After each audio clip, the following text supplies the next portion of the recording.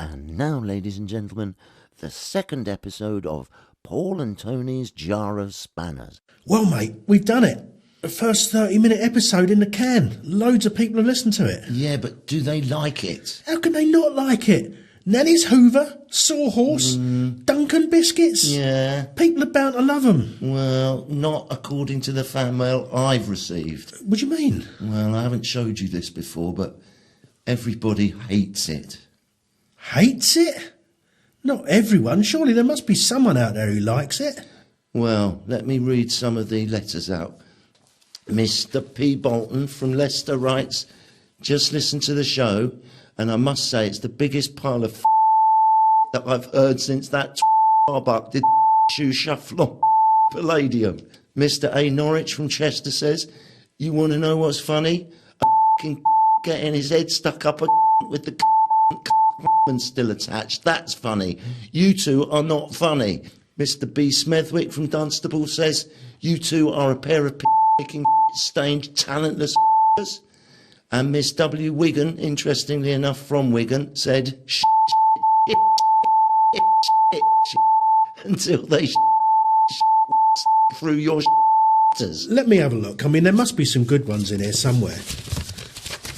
So there it is, listeners, and if any of the rest of you feel like writing to us, please make sure you use the finest vellum and a fountain pen and carefully seal it in pristine envelopes and roll them into a tube and stick them right up your... Ah, see? Someone does like us. Where? Well, look, this bloke here, look, he's been playing it to his mates. Well, he doesn't say mates, he says his solicitors. But, you know, he must be quite discerning if his mates are solicitors. Who is that then? Well, I don't know, actually. It just says initials Mr. FD, Southampton postmark.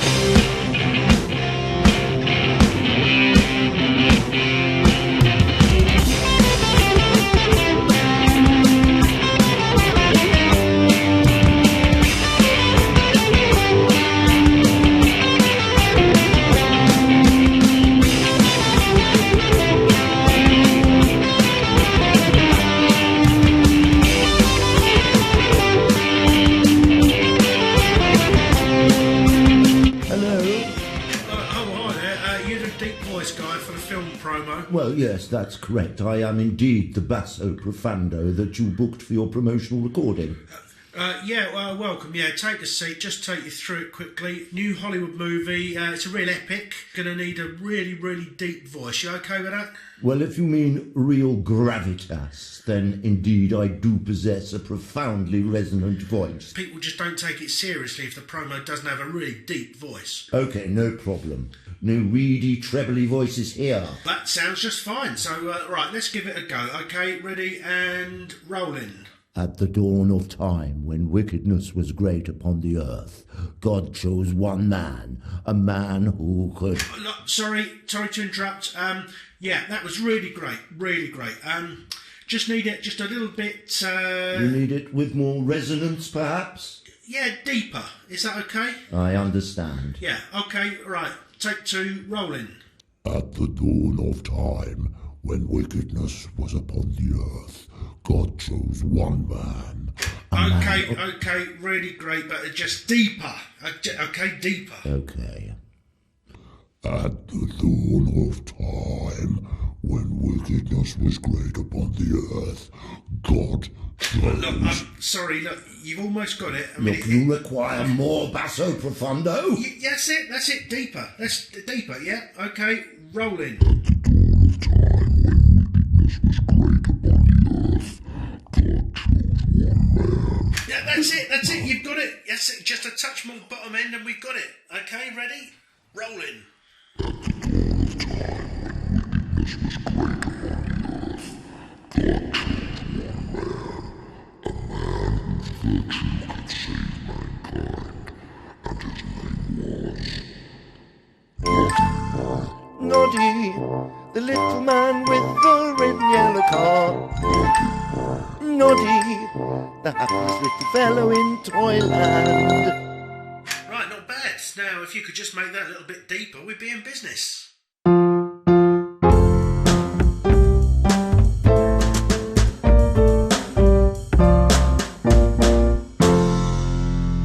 Good evening and welcome to Film 2015. Coming up later, we'll be taking a look at Eric Postlethwaite's new kitchen sink drama, Sausages Take Longer. But first, earlier in the week, I was able to catch up with British hardman actor Winston Ray on set during a break in filming. Winston, good evening. Hello. Now, looking back over your film career, you first came to the public's attention with your portrayal of Johnny Wilkinson as captain of the English rugby team in the film Scrum. Ah, these Poms will never win the World Cup! Oi, shut your mouth, you slag. A clip there from Winston Ray in the film Scrum. But more recently, Winston, you've caused some controversy with your portrayal of the much-loved John Thor character. He's a slag. Well, let's take a look. Here you are in Inspector Morse, the movie. Why, aye, Inspector. Looks like the victim was punting along the ISIS when the killer struck with a high-velocity rifle. Oi, Lewis, shut your mouth, you slag. A rather different character interpretation than Thor's. I told you, he's a slag. They're all slags. OK, let's move on to your most recent role as God in Moses and the Tablets of Stone. Lord, give me a sign so that I may lead your children to the promised land. Lo, that bush is burning, and what's that I see? Tablets of stone? The commandments of the Lord! Oi, get your hands off them tablets, you feeding slag. So, in summary, Mr. Ray, many critics are accusing you of having only one approach to your acting. You what? All your characters are the same. What slags are saying that then? Do you want some, do you? Well, obviously not me. I mean, other critics. Yeah, funny. It's always the other critics, isn't it? Are we done here or what? Yes, we're done here. Well, do the closing credits then, you slag. Well, that brings us to the end of this Film 2015 special. Winston Ray, thank you very much. You slag.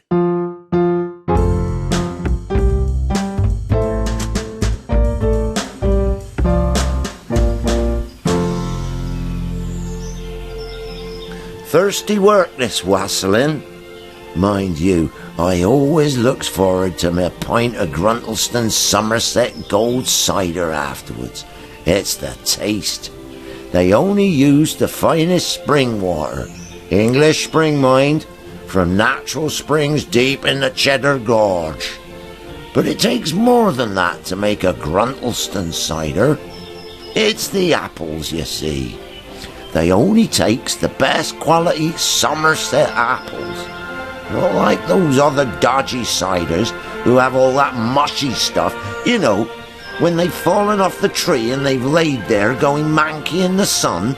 You know, just lying there so any old dog can come along and do his business all over them. Manky apples, you know, horrible stuff. Just lying there for days on end. Picked by birds, excrement, maggots crawling out. Imagine making a drink out of that crap. And they leave the bloody pips in and all. Load of dog's mess, maggots and pips. That's what cider is. Who wants to drink that? I bloody hate the stuff.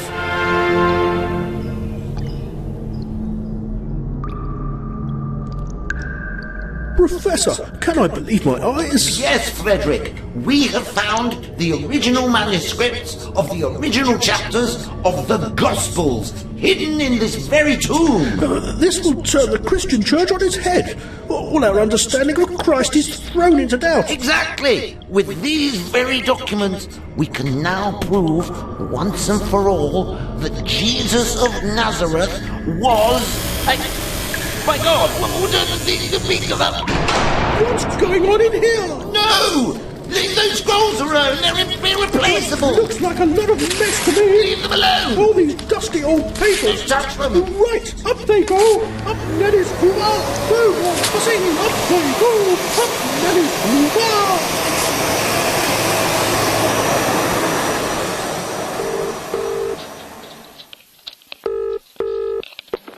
I wish to report a crime. A crime, sir? Well, certainly you've come to the wrong place, but go on. Well, I have to tell you, I'm really shocked. I've just seen a terrible crime committed by that David Attenborough off the TV. What, the famous TV naturalist known for his wonderful nature documentaries? That's him, the world-famous broadcaster, considered a national treasure for his tireless efforts to educate the public about the shrinking natural world. What on earth did he do? Well, I saw David Attenborough in McDonald's nicking those drinking straws they have there. David Attenborough nicking straws from McDonald's? And not just a few. I mean, sometimes you might take a few extras for the kids or something, no big deal. But he was taking loads, like 50 or something. So you saw David Attenborough, the world's favourite natural history broadcaster, nicking a load of straws from McDonald's? I did, and I'm shocked. There's probably a perfectly reasonable explanation. I'd say let it pass. No harm done.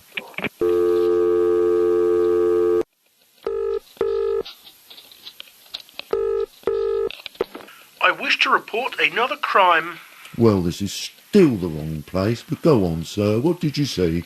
Well, I have to say I'm gobsmacked this time. I've just seen a terrible crime committed by that Dame Judi Dench. You mean the internationally renowned star of stage, screen and television? The very same. You saw Dame Judi Dench doing a crime? What did she do? Well, I saw Dame Judi Dench in KFC nicking a load of the paper napkins they have. Dame Judi Dench nicking paper napkins from KFC? And not just a few. I mean, sometimes you might take a few extras for the kids or something, no big deal. But she was taking loads, like 50 or something. You saw Dame Judi Dench, the mother of British stage and television acting, nicking a load of paper napkins from KFC? I did, and I'm shocked. There's probably a perfectly reasonable explanation. I'd say let it pass. No harm done.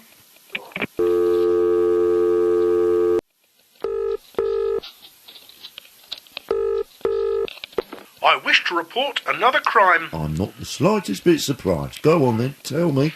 You're not going to believe this one. Go on. Never been so disgusted, shocked and appalled as I am right now. I feel like throwing up just thinking about it. Blimey, this sounds mad. What was it? Who was it? Alan bloody Titchmarsh. You're joking, not him. Alan bloody Titchmarsh, him off the telly. Alan bloody Titchmarsh, the slimy-faced gardener stroke TV presenter. Alan bloody Titchmarsh, the potato-faced dimpled div from daytime television. Alan bloody Titchmarsh, the charmless simpering nerd. Alan bloody Titchmarsh, the watery-eyed, doughy-faced git from Gardener's World. Alan bloody Titchmarsh. Well, what did you see him do? Nothing. He was just stood there in the street. The bloody nerve of the man.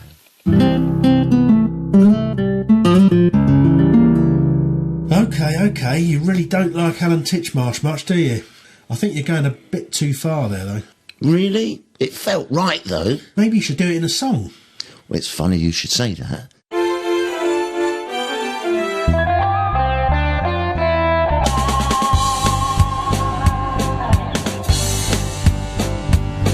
Well, I hope that you don't think I'm being too harsh when I say that I really hate Alan Titchmarsh. He's the most boring man on the TV. You can ask my mum and even she'll agree, but she's 83. And if you think that it's not my place to complain about his big fat face, and if you think he should still be free to appear regularly, then I disagree. So how come he's allowed to be as irksome and as charmless as a man can be?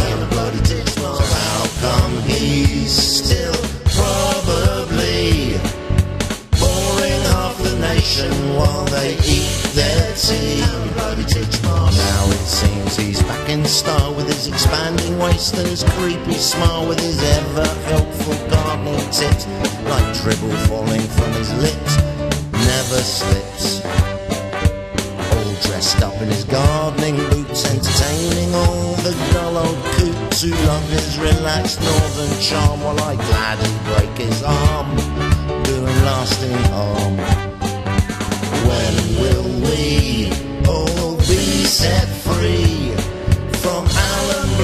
Titchmarsh on the TV. Alan bloody Titchmarsh. When will we all be set free from Alan bloody Titchmarsh on the TV? Alan bloody Titchmarsh. Can somebody please explain why he's appearing once again, grinning out from the screen, the ugliest git you've ever seen? Will someone please let me know why better performers seem to come and go, while that gormless schmuck just will not die, and time seems to pass him by? When will we all be set free from Alan bloody Titchmarsh on the TV? Alan bloody Titchmarsh. How come his show's on weekly with no particular talent, as far as I can see? Alan bloody Titchmarsh. Even now, he's probably Alan bloody Titchmarsh, forcing half the nation to cup their tea. Alan bloody Titchmarsh. When will we all be set free from Alan bloody Titchmarsh on the TV? Alan bloody Titchmarsh! Blimey, you really hate him, don't you? You feel better now? Yeah, let's get back to the jokes. Yeah, it's a good song though, yeah. Alan bloody Titchmarsh. Alan bloody Titchmarsh, Alan bloody Titchmarsh. Yeah. It's 10 a.m. and it's time for the Jerry Pyle Show.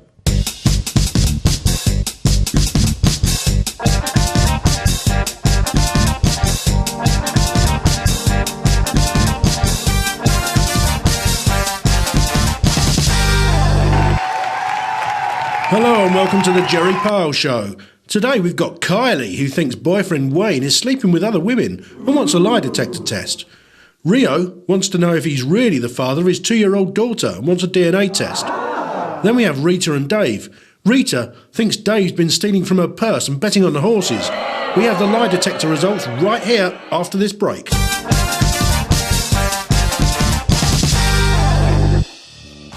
PoxyBingo.com. Are you the kind of slack-jawed, jobless numpty watching daytime television, desperately looking for something to waste your benefits on? Then why not try online gambling on your phone? It's completely addictive and will leave you penniless until your next gyro.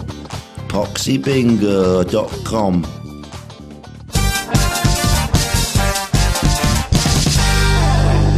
And welcome back to the show. We have those all-important test results. Kylie, yes he is. Rio, no you're not. Rita, yes he did. OK, we're out of time. Join me next week when more scum will be airing their personal problems in public for your voyeuristic pleasure.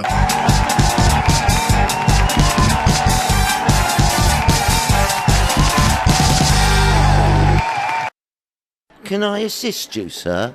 I don't know. Can you? What do you see when you look at that picture? Ink spots. Ink spots? That's right. You've dropped some ink on a piece of paper.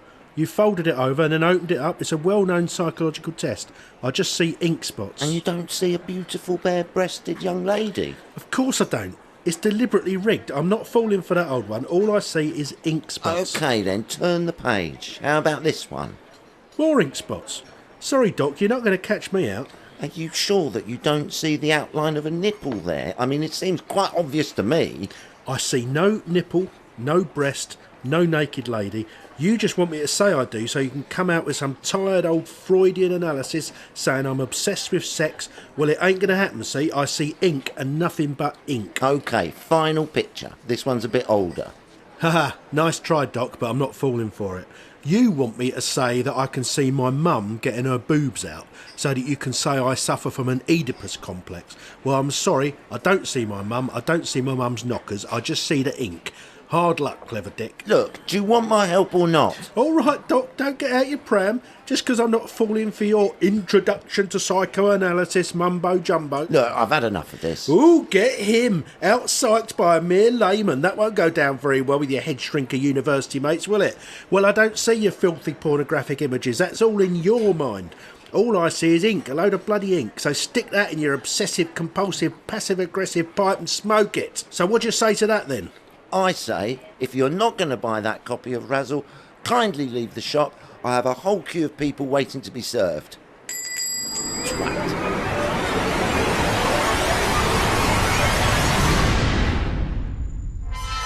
Oh my God, he's possessed. What can we do?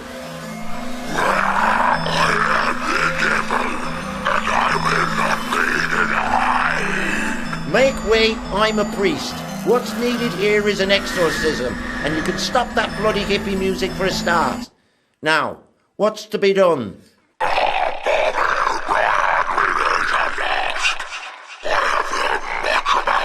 You don't frighten me, demon. I know who you are.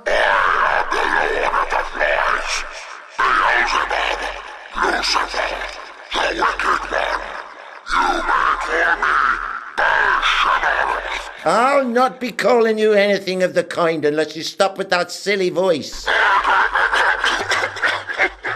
Okay, well, it does put a bit of a strain on the old larynx. Now that that's is better. true. Anyway, I am the great serpent, the unclean spirit, and you will bow before me. I'll do no such thing. Begone, demon, for the power of Christ compels you. That means nothing to me, priest, for I am an atheist. You have no dominion over me, you fool. What do you mean you're an atheist? You're the devil. And yet I am indeed an atheist. Atheist it is, then. So, you're saying there's no God? No. No God and no Jesus? Exactly. Next you'll be telling me there's no such thing as an afterlife or hell? Exactly. Superstitious nonsense, a Are lot you of it. sure? Because if there's no afterlife, no God, no Jesus, no hell, then there's no such thing as the devil. Exactly. Oh, bollocks. Oh, what's going on? Where am I? How did I get here? It's okay, my son. You were possessed by the devil, but luckily we managed to convince him he doesn't exist. Now, I'd like to see Richard Dawkins do that. That's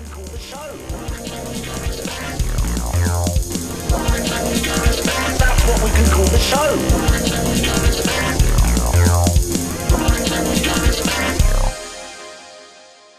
Ladies and gentlemen, welcome to Roberto Di Blandolini's Saturday Night Spectacular Show.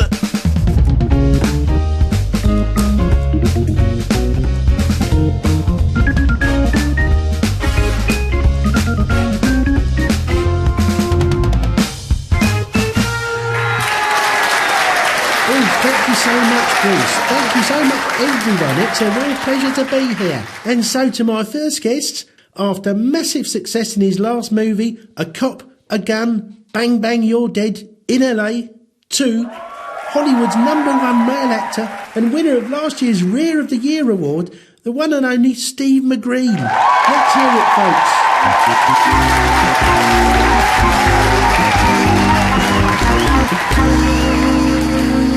Steve, welcome to the show. We're so pleased to have you back here. It's really, really great. Hi, Robbie. It's nice to be back. We're pleased to have you back. By the way, that wasn't Rear of the Year. That was actually Ear of the Year. Oh, I'm sorry. Did we get that wrong? You said we're Ear of the Year. Is that a thing? That's right. I did a show on Broadway in which I employed the Stanislavitry method. I actually did the whole character emanating from the ears. It was an ear process kind of thing. The ears? That's right. Once I had the ears, I had the complete character. That's what the award was for, Ear of the Year. It was a really challenging experience for me. I had to really entirely throw both my ears into the performance every night. Twice on Thursdays. I think I got the ears of the character just right. And that's why you got the Ear of the Year, is this right? That's right. I'm very proud of what I achieved through the use of the Stanislavitry method, you But know? you can't even see them move or anything. They're not supposed to move. That's not what it's about. People just don't seem to understand how hard it is to master the Stanislavitry method, acting from the ears. But it's exactly the same as someone not doing it. That's right. That's what I aim for the ears to appear exactly the same as a normal person's ears. So what's the point? Well, I know my ears are acting. And pretty damn well, if I do say so myself. But no one else has the slightest idea you're doing anything different. Yeah, but my ears were communicating the emotion of the situation and the character's inner conflicts. What part of the ear? The lobe? No, that would be silly. Anyway, lobe acting is rubbish. Everybody knows that. So are you planning to use this ear acting in any future projects? Well, Roberto, to tell the truth, I feel right now like my ears are burnt out. You burnt out your ears? I've gone as far as I can go down that road, the ear road. So what's next? Well, I have recently become interested in the stablobotomy method. The stablobotomy method? Let me guess, acting using the nose only? No. The stablobotomy method teaches you how to act through not acting at all. It's an established school. It's been going for years. Many leading Hollywood actors use it. Not acting at all? Actually, I think I know exactly what you mean. Yeah, acting by not acting. Well, a style of acting that makes the audience think you can't act. Exactly. No, hang on. No, I've seen it many times. I think I speak for us all when I say we can't wait to miss your next movie. I shall have to find a method of watching your movies where I don't actually have to watch them. Hey. Ladies and gentlemen, Steve McGreen, a self-obsessed celebrity. Thank you.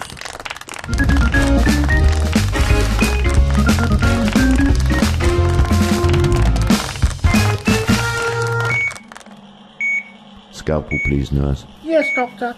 Clamp, please.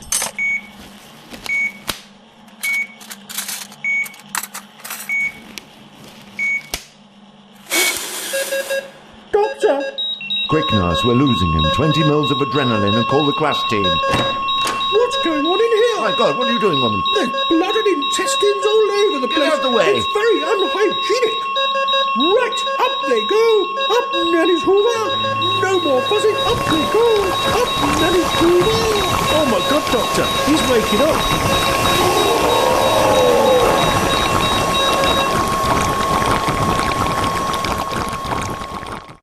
And now, ladies and gentlemen, we bring the evening to a close with Reverend Duncan Biscuit's Bedtime Thoughts.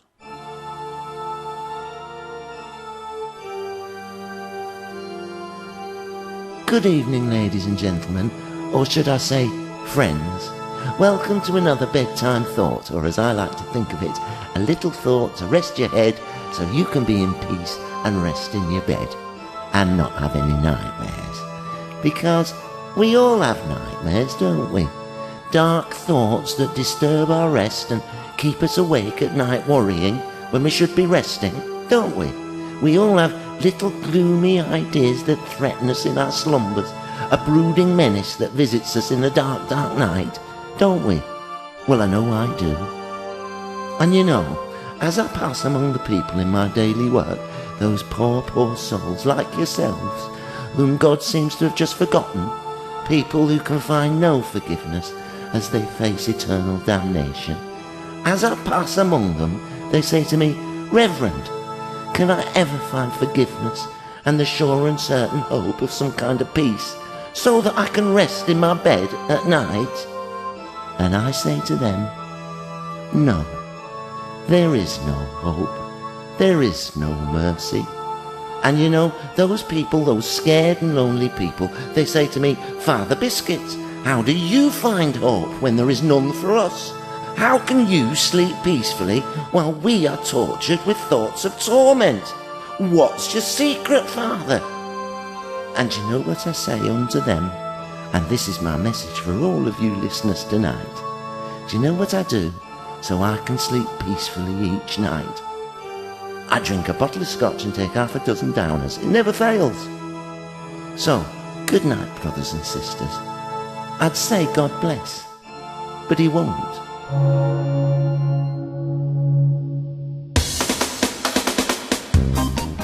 You have been listening to Paul and Tony's Jar of Spans, written, produced and recorded by Paul and Tony, with additional material by nobody.